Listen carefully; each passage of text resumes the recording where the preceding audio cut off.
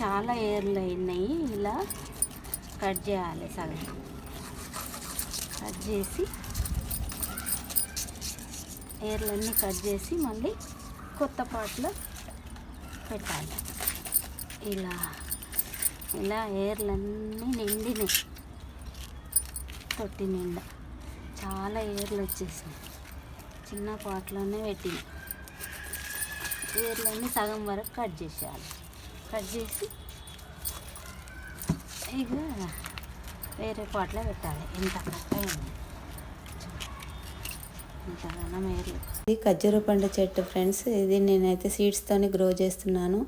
దీనికి రూట్స్ అన్నీ బాగా అయిపోయినాయి. అది అంతా కట్ చేసి చుట్టుపక్కల ఉన్న మట్టి అంతా లూజ్ చేసి రీపాటింగ్ చేయాలనుకుంటున్నాను.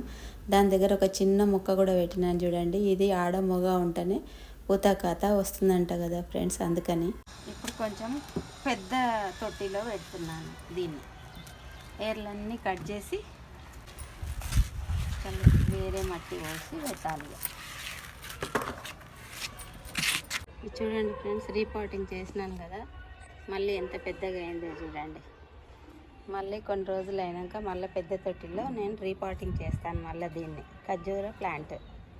ఓకే ఫ్రెండ్స్, ఈ వీడియో నచ్చినట్లయితే లైక్ ఇవ్వండి, షేర్ చేయండి, సబ్స్క్రైబ్ చేసుకోండి. మరి ఒక వీడియోతో మీ ముందు ఉంటాను. మీ పద్మ బాగి.